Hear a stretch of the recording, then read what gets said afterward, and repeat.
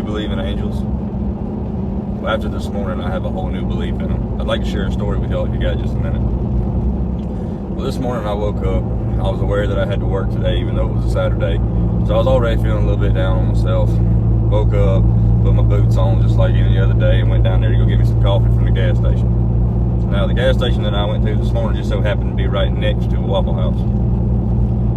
Well, throughout, my experiences, and I travel a lot, I see a lot of people who are in need, so I try to keep these things called blessing bags in my truck. I try to at least keep one at all times. What it is, it's a gallon Ziploc bag, and I've got things in there like toothpaste, deodorant, gloves, hand warmers, foot warmers, little snacks of beef jerky, honey buns, stuff like that. Just everyday essentials that if I see somebody in need, that I can give to them. Well, I pulled up to the gas station this morning, walked in and got my coffee, and as I was walking out, I noticed there was a man. He was sitting down on the curb next to the Waffle House over there, and you could tell that this gentleman was down on his luck. There was no way around it. It didn't take a rocket scientist to figure that out.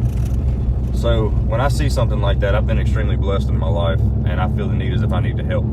So I went over there and got the blessing bag out under the seat of under my back seat. I went and got my blessing bag out, and I took it over there to him. As I knelt down beside him, I noticed that he wasn't really responsive a lot. I didn't know if he was sleeping or whatever, so I just set the blessing bag down beside him, and I set a $10 bill at the top of it to try to help him out, maybe get him a little bit of a hot meal this morning because it is a little bit cool. As I'm walking away, I hear him say, "Sir," and I turned around and went back and talked to him. This man informed me that was the first nice gesture that he's gotten in over 5 days. That today he was really considering if this was going to be his last day because he didn't have a way of getting any means. He was low on water. He was low on everything. So I asked him if he'd eat breakfast with me. I didn't care if I was late to work.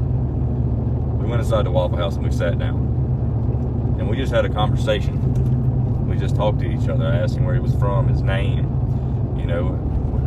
what led him here, if there's anything he wanted to talk about. I was just there for him, and it only took 20 minutes. But if y'all could have seen the gratitude on this man's face from just having someone to talk to. And at the end of the meal, when we were walking back outside, and I gave him another $10, and he's holding that blessing bag like it's a newborn child. And I asked him, I said, "Sir, can I pray for you?" And this is what really took me back. He said, "I've never really believed in angels until this morning, but you've been sent from God, and I can't thank you enough for what you've done for me. You've gave me hope for another day." Now, I'm a rough, tough dude, but that right there, if that doesn't hit your heart, I don't believe you have one. I've never felt more accomplished, and all it took was 20 minutes of my time and $20 and a little bit of a blessing bag to make this man's whole week better. I told him if I saw him again, I'd be more than happy to take him to breakfast again. I just want to share a little story with y'all and maybe inspire someone to do the same. You've been blessed. It's not a conservative type deal. You need to spread the blessings. You need to do the best you can to your neighbor and to your fellow Americans, because that's what makes this country great. I love y'all. I hope y'all got what I did out of this story, because I've never felt like a better person. Love y'all.